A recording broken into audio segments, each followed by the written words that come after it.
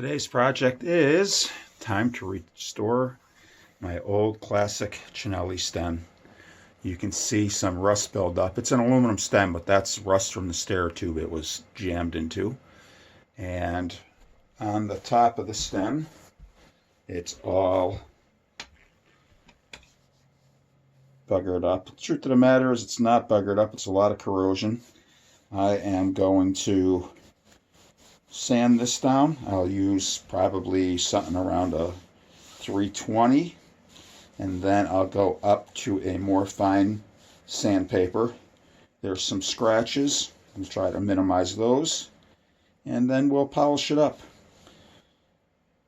And I'm not looking for a mirror shine. I'm just looking for it to be uniform. I'm looking for this to not look so bad. That way, when I stick it on my 1x8 Trek, it will look the part, because the stem I have on my truck right now is too short for my comfort style handlebars. So this should work out perfect.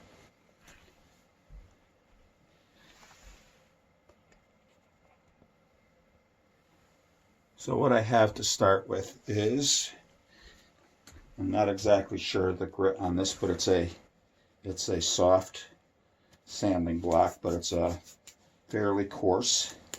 Not exactly sure it's used, so it's not super coarse. And then I go up to a 400, and then I have a 600 wet and dry. I don't think I'll use it as wet. I think I'll just use it as dry. We'll find out. That might change. And the first thing I'm going to do is clamp this in, because I really want to work the quill part off. Yeah, I'll leave that in because it gives it support, but at some point I'll take that apart. And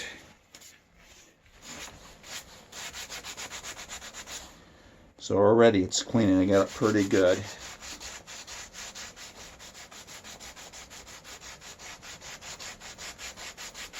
Yeah, like I said, it's caked on rust is what it is. And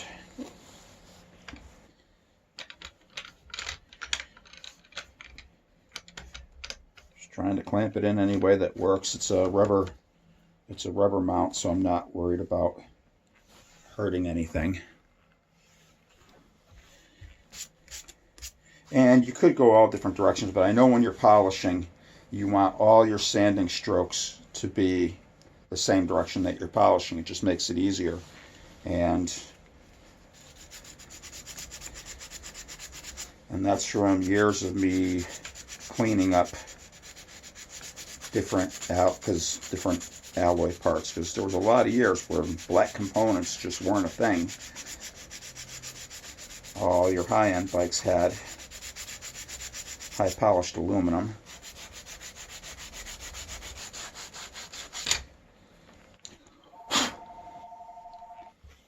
That takes care of that.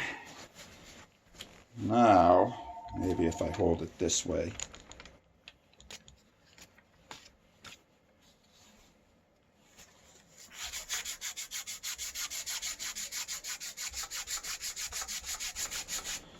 the idea with going finer and finer is it erases the scratches you made with the coarser paper.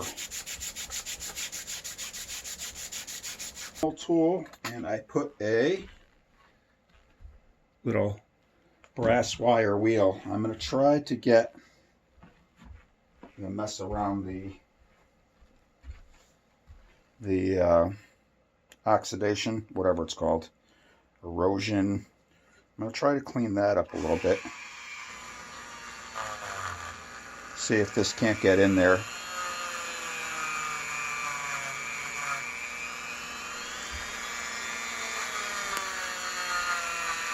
Because I have a feeling that that's going to show.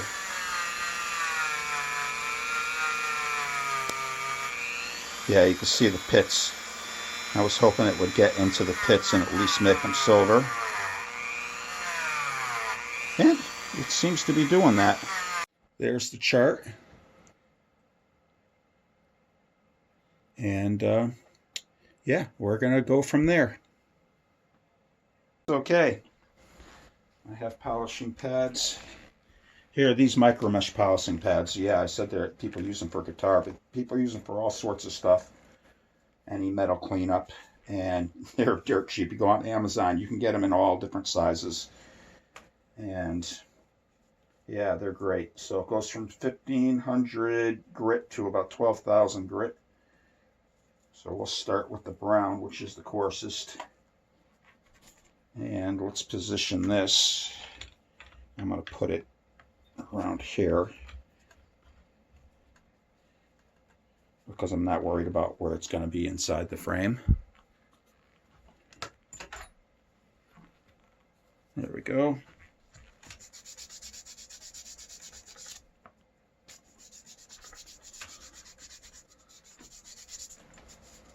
It would be nice if they were long.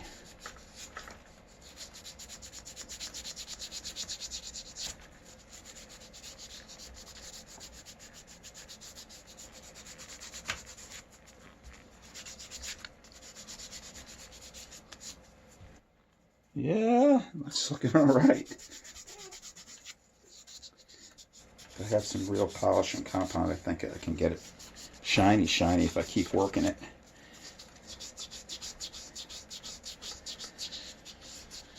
Years ago, I would do a lot of Dixie conversions, and I had to polish quite a few stems and handlebars, and it's quite a bit of work when you do it by hand like this. If I had power tools and power polishers, it's a lot quicker.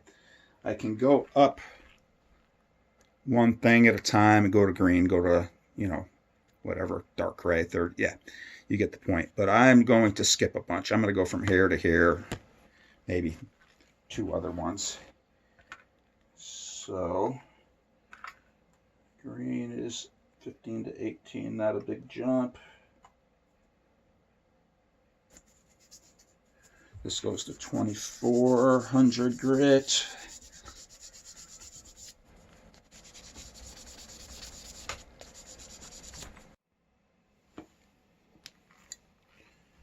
So, time to swap the stem.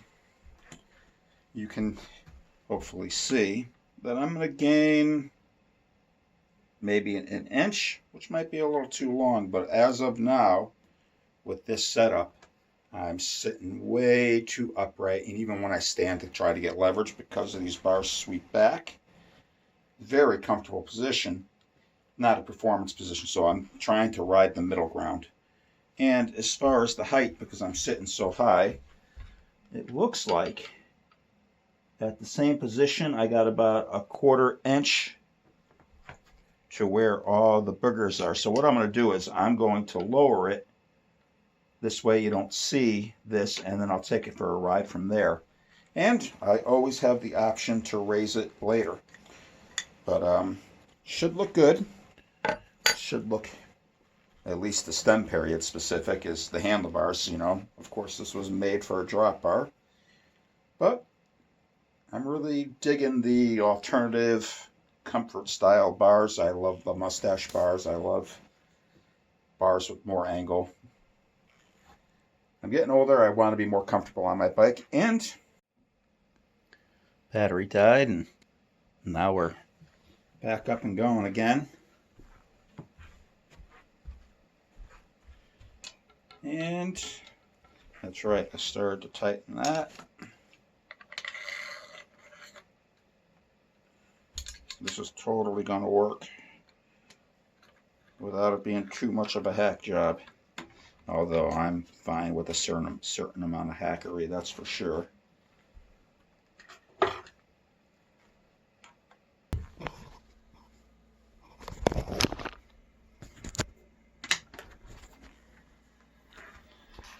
There we go, longer stem.